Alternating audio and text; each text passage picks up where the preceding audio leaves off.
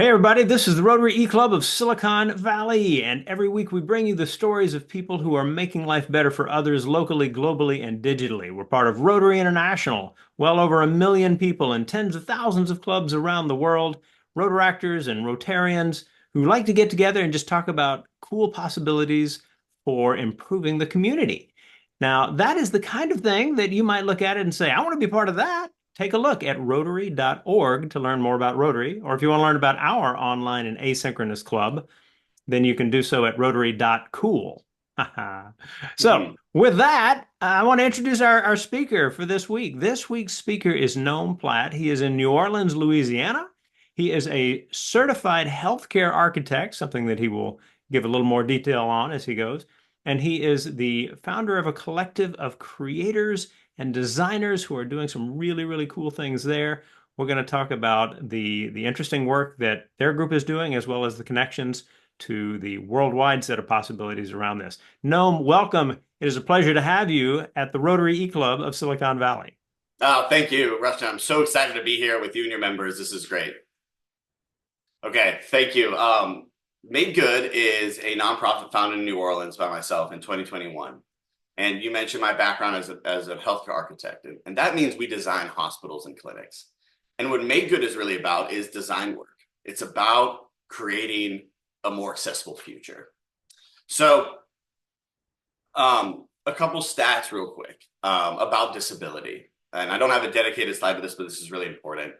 About 1 in 6 Americans have a disability, seen or unseen.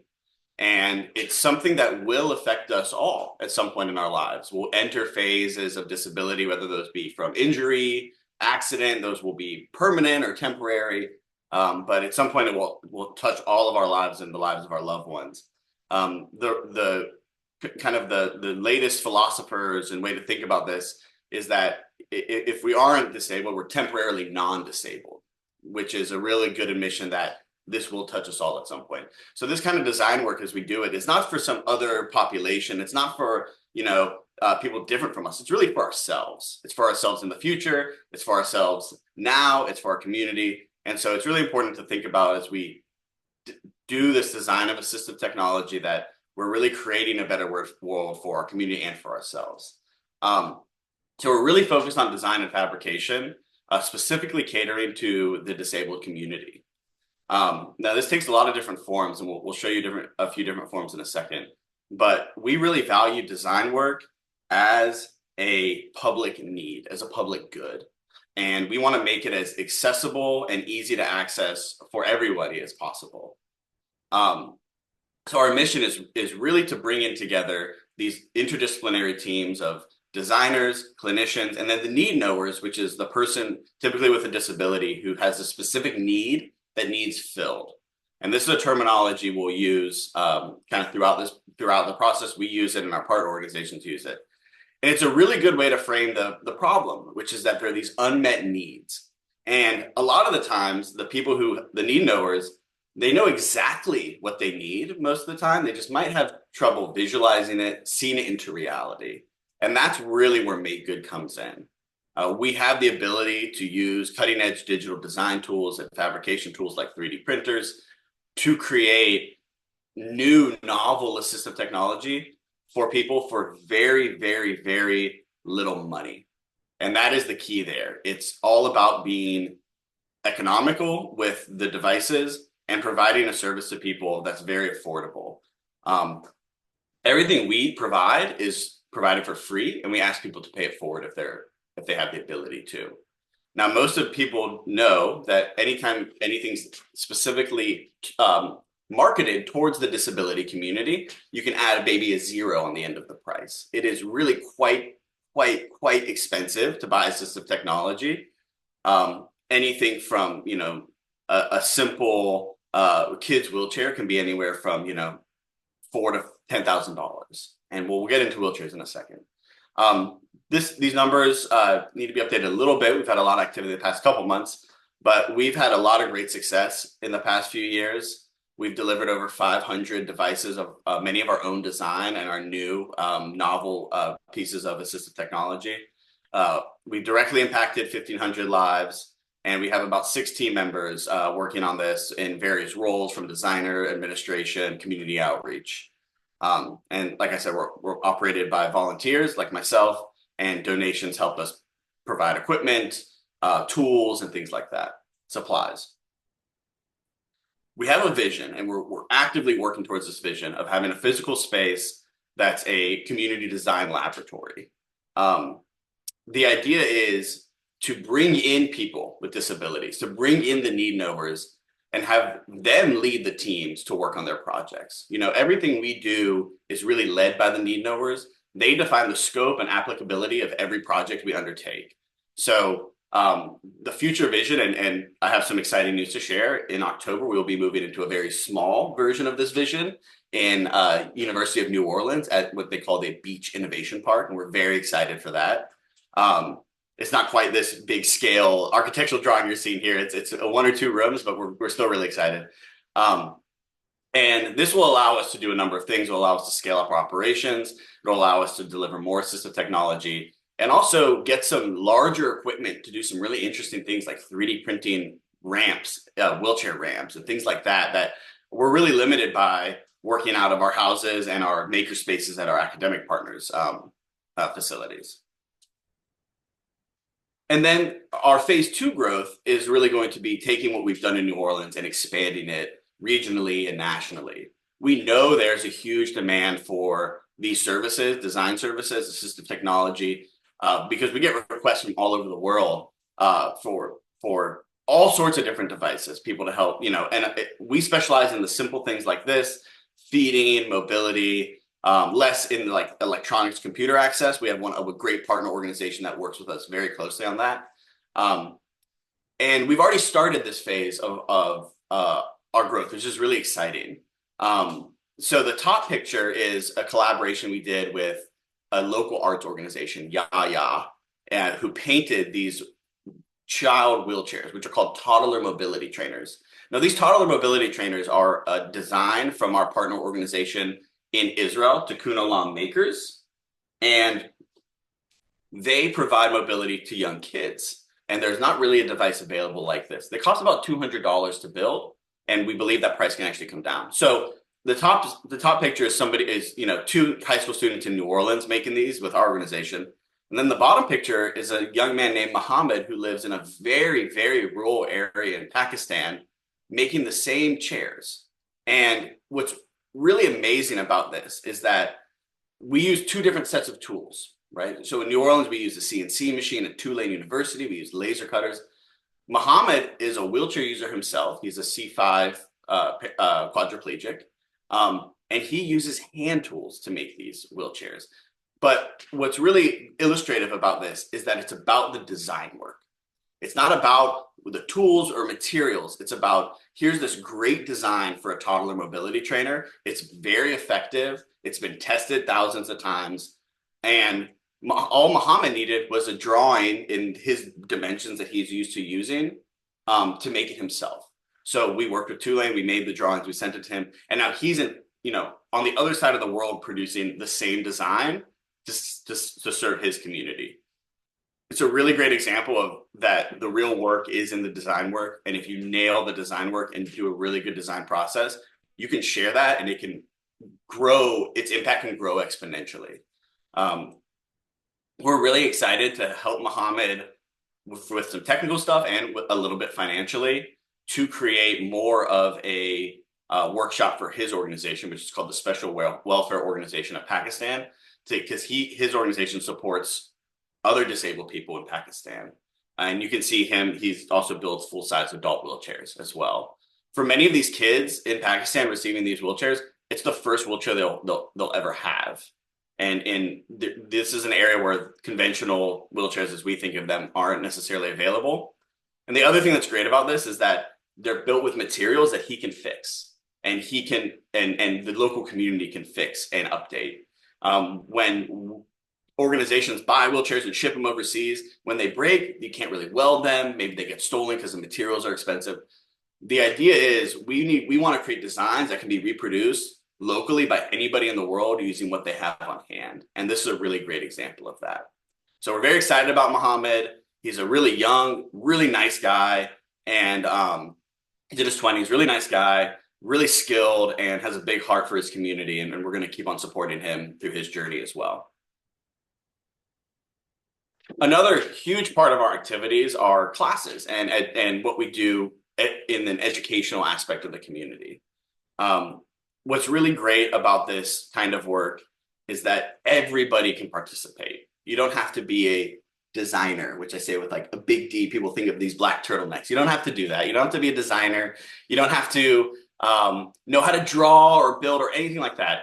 All you have to do is approach this with empathy and curiosity, and you can actually invent all sorts of really amazing stuff. And I've seen it. I've seen high schoolers who have no experience at all with this go through a rapid prototyping session and come up with like a groundbreaking idea of like a tactile sports feedback mechanism, which 3 years later, a company has actually designed and launched. So like you can really get to the bleeding edge of innovation with this kind of work.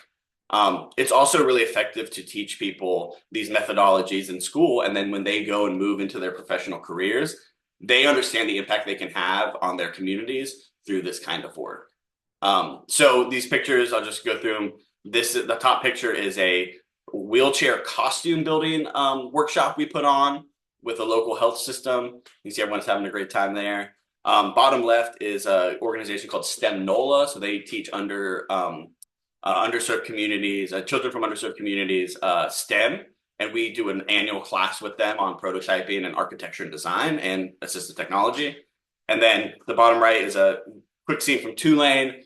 We did a 6-week intensive rapid prototyping course with had some wonderful inventions come out of it, like an umbrella that straps to your arm so you don't have to hold it. So if so somebody who might only have one arm, they don't want to have to use that to hold the umbrella. They probably want to be holding their coffee, right? Or so there's all sorts of really interesting ideas that come out of these. And with 3D printing, you can see a lot of them into reality without going through this like really long typical manufacturing process that costs tens of thousands of dollars. So here's just a quick roadmap of what we do. It's really the design process I learned as an architect. And we follow that same methodology through the design work we do with MakeGood. We meet with people directly and we listen. It's all about understanding where they're coming from and the pain points in their daily life. We come up with ideas. We use 3D visualizations. It's a big part of what we do is renderings and 3D modeling and test fitting in the computer before anything else. And then we get to the prototyping, which is, can be a long process. But what's really great about these 3D printers, especially the next generation that we use, they are very fast and have really high fidelity. So you can print a prototype for a simple device in an hour. Test it and print again and print again. So really in the course of a couple afternoons, you can go through a dozen iterations and move the design farther. And that's, I think, the big change in this methodology from 5-6 years ago, is that the speed has gone up quite a bit. And then we can produce a large number of devices using the 3D printers and we ship things out. So this is a roadmap. We follow the same roadmap, whether we're doing an architectural project or an adaptive design project. And it really places that need knower kind of in that central kind of project leader and client position. So most things we do fall into 3 buckets. There are projects that we collaborate with, new inventions. They're adapting things that we might have already been designed, or they're brand new products. So collaborations, new projects, and adaptations. This iPhone watch you're seeing here, it's actually really interesting. This was the first project we did with Philip, who is now our head of design. This is exactly how we wanted the process to work, which was our clients become our collaborators and then our staff members. Philip is a C5 quadriplegic, but has learned digital design to the point where he's very, very good on the computer and come up with wonderful design. So this iPhone watch was one of the first things we came up with because he was having trouble holding his phone to take photos. So this magnet watch band helps stabilize it, but he took it one step further and he actually designed this, which is just this phone cuff, as you can see here. And it allows you to easily use your phone without actually gripping the phone. And this is a common design you'll see people who are quadriplegic and have limited hand function use, is this cuff. This is the first one that we've seen that uses MagSafe. And it's just a really great design. And once again, very simple. This costs maybe a dollar or two to make. You have to buy the magnet. But many people can find use from it. And since we posted this on social media, I've gotten about 10 requests from all over the country for it. So these kind of devices are really our bread and butter. So we'll go through a few individual projects here. This is Cole, and then this is Ashley. So this is just a review from Ashley. Ashley is wonderful. She's a Tulane professor, and she has cerebral palsy.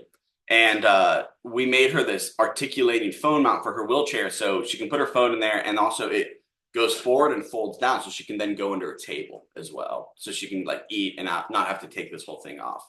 We've done a lot of projects with Ashley, and she's just joining our team as well to help us build our community out. And many of the things we've done are very, very simple for her, but have made a big difference. So Cole is a wonderful kid. He loves like hard rock music. It's really, really funny. He like loves to jam out to hard rock music, especially during his therapy sessions. So he loves Foo Fighters, and he loves playing the drums. But like many kids with spastic cerebral palsy, he can't really hold the drumsticks. And so you have the situation where your parents are holding the drumsticks to his hands and playing the drums. Well, we wanted Cole to have a little more independence. So we developed these specialized braces, probably through 10 different iterations, that hold drumsticks and allow him to play. And the final versions, he has one on each arm. They're actually each a little different for each of his arms. But just a great example of, I consider this a basic necessity of daily life. Yes, it's not feeding yourself or using the bathroom, but people must experience joy and their hobbies to live a full life. So this is the kinds of things that we're really interested in providing adaptations for. And in music, here's another really neat one we did, which is a guitar pick holder for Seth. So very similar concept, although modified and a little different. For Seth. And, he had a stroke in high school. So he was probably 16 or 17. And we're very musical people down here in Louisiana, as you know. He comes from a musical family down in a little Cajun town called Houma. And they have a family band that he wasn't able to play with for the past few years. So we set him up with this guitar pick holder, and it took some learning, it took some practice, but he's actually effectively now able to play really nicely with his dad and are doing shows again. So really great project. And then once again, it's a really good design and it appeals to a lot of people, so we can reproduce this and make this for many people. And then with 3D printing, we can do things like custom guitar picks with people's names on them really easily and really take the design work to the next level. We don't want to just be kind of basic stuff. We want to embellish it. We want it to be personalized. We want it to be fun and happy. And that's really what you're seeing here. And then the toddler mobility trainers, which is probably our most well-known project. This was on the news a couple times. These are a design from Tikkun Olam Makers, our friends in Israel. And they started with a very simple design, and over the course of many years developed it into what you're seeing here. And it's been built in Israel, it's been built in the West Bank, it's been built in Singapore, it's been built in Mexico and Australia, in the United States, in Canada. They build these all over the world, and every time it's built, we learn something and the design changes for the better. So this is part of this kind of global iterative design process, which is really, really cool. So in New Orleans, we've made, I think, almost 40 of these and shipped them all over the country, and a number of them locally as well. What's special about the ones we make is that there's kind of a base model that's really just the wood box and the wheels, and then we decided to take it to the next level. So we've added bumpers, because our first group that went out, our feedback from the parents was that their ankles and their baseboards were suffering around their houses. Their kids were running into their ankles with the chairs and running into the wall, which is a good thing. The kids are on the move, right? So we added these soft bumpers. These are all 3D printed, as well as headrests where people requested them. And then particular people asked for areas on a shelf on the back, and they can use that to put the kids' ventilator or feeding devices, things like that. So these have become these really critical chairs for these young kids. Specific to the kid you're seeing on the left there, Sebastian, this was one of the first times he sat upright in his life. there's really not a lot of great seating options for young children, especially young children who are severely disabled or medically complex. And this was when we put him in there, his therapist loved it because he's upright, he's alert. And then there's a video on our social media, I suggest you check it out, of Sebastian's dad pushing him around. And the joy on both their faces is evident. And that's the first time his dad has pushed his son around without toting a big ventilator, right? Or having all these hoses. So it's a level of independence that a lot of these families have never experienced for a device that's really simple and very cheap to make. Of these 20 that we shipped out, one actually broke in shipping. It broke kind of here in this area, the handle. But they're 3D printed. It's all wood and 3D printed. I actually 3D printed a bracket, sent it to the family, and they were able to screw it in and fix the whole thing. So just a great example of how like flexible this technology and these devices are. And then this project is really fascinating. So this really started MakeGood. MakeGood started by Bauer's mom, Jen, reaching out and saying, we need a toilet seat that we can use on vacation. Families like this, Bauer is quadriplegic cerebral palsy. They have a at-home seat that's about $3,000 that clips to special bar you install on your toilet. You can't really bring that with you around on a plane or in the airport. So we've been on this over a 3-year process to develop a portable adaptive toilet seat. It's a very complicated project, and it was quite a project to start my organization with. I didn't know it at the time. My favorite architect, author, Witold Rubinsky, says it takes 7 years to design a good chair. And I think he's probably right. It's been a learning process, but it's still in progress. But the design has evolved a lot since it started. And what you see here is kind of 3 versions of the latest design. We now have it where it's almost like a piece of IKEA furniture that's flat packed, takes a couple minutes to put together, and it's very lightweight and portable. So you can see here it is on a Spirit Airlines flight. Believe it or not, they didn't charge me to use the overhead bin. And then, but I also was able to bring it, through the entire airport process, through security. You can actually even set this up on the plane itself. It's designed to fit in the airplane bathroom. And the reviews we've gotten for the few families who have this is that it's a great chair to bring on vacation. And we're continuing to refine the design. Now, I went and showed Jen, the original requester, this new design and set it up for her. And she said, wow, this is great. This is about 80% done, but I think we need to start completely over. And after working on that for 3 years, it feels like a punch in the gut, but it's actually a good thing. It's okay to go down these roads and not have it exactly where you want it to be. It's part of that iterative process. It's part of that process of failing and learning and moving on and taking everything you've done and pushing it forward. So this project is ongoing. We get a lot of requests for it, and hopefully in our new space, we'll be in a position to make more of them a lot easier. And there's so much more that we do. I mean, this was only just a little preview of a few projects, but we work with health systems to develop adaptive feeding. We do some custom braces. We work with schools to come up to build adaptive switches for toys. This was a great project we made for our community member, Scott. This is a totally custom hand therapy table we had built by an artisan.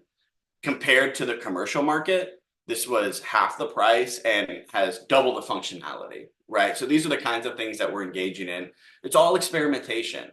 We wanted to see if it would be cheaper to hire somebody to build a piece of custom furniture than to just buy something from a therapy warehouse. We wanted to see if we can 3D print a wheelchair ramp or to get into somebody's house. Everything we do is a prototype, and it's just one big experiment. That keeps it like a lot of fun for us, and also gives us permission to fail and understand that it's okay, and we'll try again harder the next time. How are we doing on time, Rushton? We're a little bit on the overside at this point, Okay. but keep talking. Okay. I think we're pretty much wrapping up here. Just wanted to mention a few of our collaborations. It took us many years to get involved with hospitals because they have to develop policies around 3D printed devices for their patients, right? They can't just bring in anything and let their patients use it. But by consistently showing them how the process works and working with them, I'm happy to say we have a number of hospital partners we're working with, including Ochsner, LCMC, Touro, and Children's Hospital. In addition with that, we have our local community groups we work with, like the Yayas and YEP, STEM NOLA. Team Gleason is a big ALS charity in New Orleans that we work with, as well as with the innovation groups like the Bio Innovation Center and the Tulane Innovation Institute. What's really cool is that there's something for everybody on this list of what we do. Um, we are so flexible, and there's such a need for assistive technology and to make our world more accessible that we're able to find a project that appeals to anybody who wants to work with us and work on it with them. A great example is the New Orleans Downtown Development District recently approached us to work on something totally open-ended. They just wanted to do a project with us. And we worked with them and decided to do a number of print a number of Braille menus for restaurants in downtown New Orleans. Downtown New Orleans is like supposed, they want to market it as this dining capital, and it is. We have some of the best restaurants in the country here.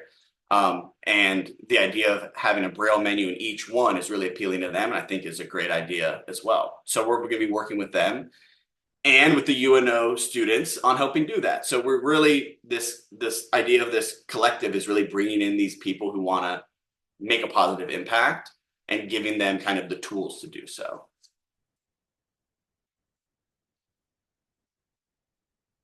And I think there's a couple more slides here just about us a little bit. Just about, once again, about me. I grew up in North Louisiana. I studied architecture at LSU. I started working with Takuna Lawmakers in 2014, 2015, and I started MakeGood in 2021. Philip, our head of design, is a C5 quadriplegic. He was in a mountain biking accident when he was a teenager, and he has extremely, extremely good design skills, and is really nurturing his talent. Has been really fun over the past 6-7 months. And he's come into his own for sure. And we're super excited to have a studio dedicated to do this work. This is a picture of one of our events, one of our community events. We like to put on these community design events. Once again, everything's open source. So if we can bring in as many people as possible, you can get a lot of design work done really quickly. And that's it. And here's just a quick picture of what it looks like during our events at Tulane, making all these wheelchairs. Thank you for joining me on this. Like I said, I could talk about an hour for each one of these slides. I know it's a lot, but it's a really fun, growing field with lots of opportunity for everybody. And I'm just so excited to be part of it. Well, very cool, Noam. Let's do this. Let's set up so that we can introduce the people who are on the recording and then get to at least a couple of questions. I am in San Jose, California myself. I'm Rushton Hurley, the charter president of the Rotary Club of Silicon Valley and the programs person. In Houston, we have Rory Olson, Houston. And in Italy, Cecilia Babkirk. So good to have our treasurer from that side of the planet with us as well. Now, Cecilia's question came through the chat about the wheelchairs. So are they pushed by someone else? Can the people in the chairs move them on their own? How does that work? Yeah, so they're designed to be self movement. They're designed for the kids to move themselves. Now they don't have the push rims like you'd see on an adult wheelchair, right? The actual like rod that sits here. For a number of reasons, the kids have less motor control. Don't want their hands getting pinched in there. So they just grab the tires, which is not ideal from a cleanliness standpoint. But it's better than the kids just kind of crawling on the floor, and it does give them some level of independence. That being said, a lot of parents do want to push their kids, and we've designed additional push bars that can be added to the top of the chair that allows the parents to push them. Nice. Thinking about the different partners that you identified in that particular slide, have they also given you ideas about how you can move the MakeGood organization forward? So, what are future plans, and how does that relate to your partnerships? Oh, absolutely. I think a lot of these partners understand the need for what we do and how important it is, especially for their patients. Like groups like Ochsner, which is the largest health system down here, they're huge, the largest employer in the state. They've seen through our donations to their system and working with their clinicians, like how important what we have is. Now, I think because we're in this field, which is relatively new, and I'm not sure any organizations have really approached it with the kind of openness that we have. That there's lots of ideas of how to push it forward, including moving into Ochsner Hospital and working directly with their patients. And that's been pitched to us as well as similar ideas with other hospitals. Yes, people are very willing to help us move forward, and there's a huge desire to see us be successful. Right, everybody's on our team, really. Lots of people have consulted us and helped us formulate the plan for growth.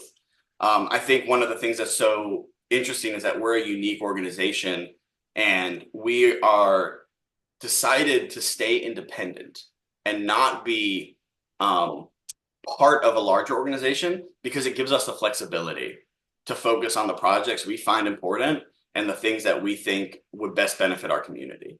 So we haven't found a blueprint for what we're doing. Tom in Israel has done its own thing. We're going to be doing it a little bit differently.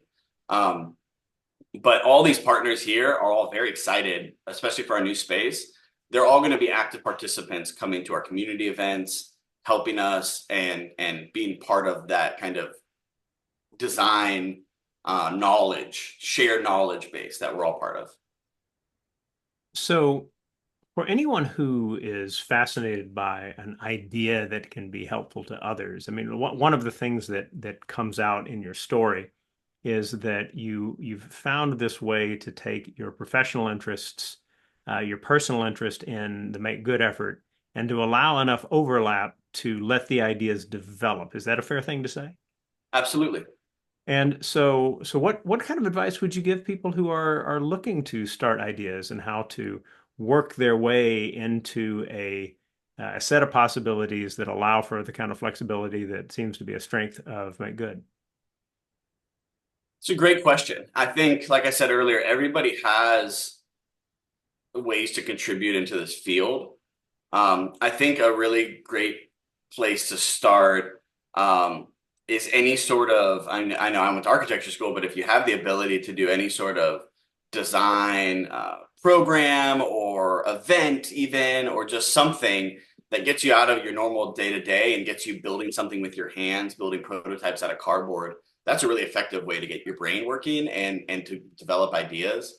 And then I think joining some of our partner organizations, which have a more kind of open model, like I say open model, like they have a larger network than we do. Makers Making Change specifically is an organization I joined when I started my journey.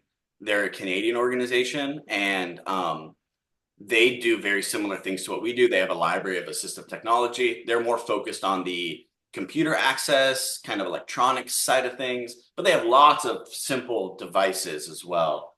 This was an invention actually inspired by the Makers Making Change version, which you can download on our website, our Bamboo Labs Maker World website, or on Makers Making Change if you want their version. I'm just getting it set up here, and I'll see if I can show you guys without dropping everywhere.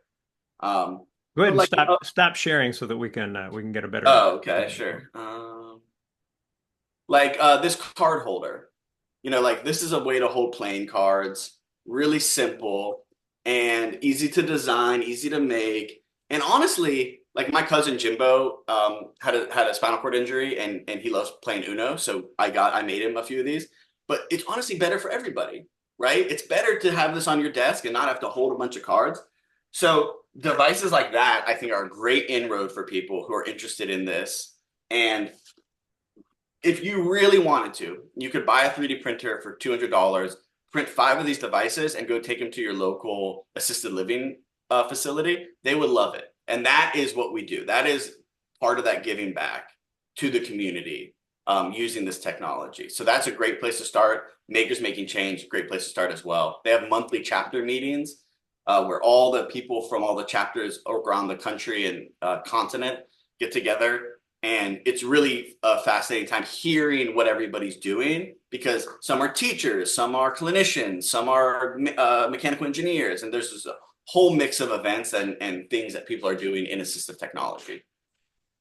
The work that I do at Junipero Serra High School in San Mateo revolves around innovative service, and we have a robotics program that's really strong. We have a design thinking class that does all kinds of cool things. I teach creative solutions for the global good. I can imagine that so many of the things that Make Good does can actually become kind of case studies and challenges for students to get them interested in these possibilities while they are part of the temporarily non-disabled. Well, absolutely. And I think that's it's a lot of people go into school, whether it be design school, medicine, really anything, because they want to help people, right? They want to better their communities. That's like something we constantly hear, especially when working with like engineering students at Tulane. And this is such a tangible way to do that, to really help people to better their communities, to push the whole field forward a little bit too. We have a huge response from all sorts of students who work with us. Well, exciting stuff. I'm going to pass it back to you in just a moment for the final word, and then once we finish the recording, we'll keep talking to you because that's the bonus we get as people involved in these recordings that we get to keep talking to these fascinating people that we connect with. But all of you who have taken time to watch this recording or listen to the podcast, you should know that in addition to learning more about us at Rotary.cool and to learning more about what Noam and the Make Good team do, that's at makegood.design, where you can also see a lot of other examples of the many different things they've come up with. We want you to leave a comment about what you learned and what kind of thoughts this struck with you. And I know that our treasurer Cecilia, who's done a lot of work in Ukraine, is going to be interested in how some of these things might be of value to the many there who will be needing these things now and in the coming years. So share your thoughts. If you're on our SiliconValleyRotary.com page, then let us know at the bottom of this meeting page. If you're on our YouTube channel or on our podcast channels, then leave comments where those are available as well. But as we always like to do, we hand it back to our speaker for the final word. So, Noam, what would you like people to have in mind as they finish the recording? So I already mentioned about how everyone has a part to play. That was, so keep that in mind. I think that the most important thing is unlocking a curiosity. And this is what we have to do when we work with our clinicians and just people in general. As you go through your daily life and you're doing your tasks, think about what it would be like to not have full dexterity in your hands, to not be able to bend down to tie your shoes. These are the things that many millions of people deal with every day. And if more of us, if more of everybody considered that, there would be more products and systems set up to make life easier for everybody. So have that in mind as you go around your day, and you'll realize that everything in our lives is up for grabs to make more accessible. And I'll show you one example. One of my good friends designed this coffee cup. Here's a conventional coffee cup. You know, this one, you can just put your hand in. You don't have to actually use your fingers. And I'm just showing you this as an example of everything is up for grabs as far as redesigning it and to make the world a more accessible place. Very, very cool. Thank you, Noam. Thank you all for watching, and we will see you next week.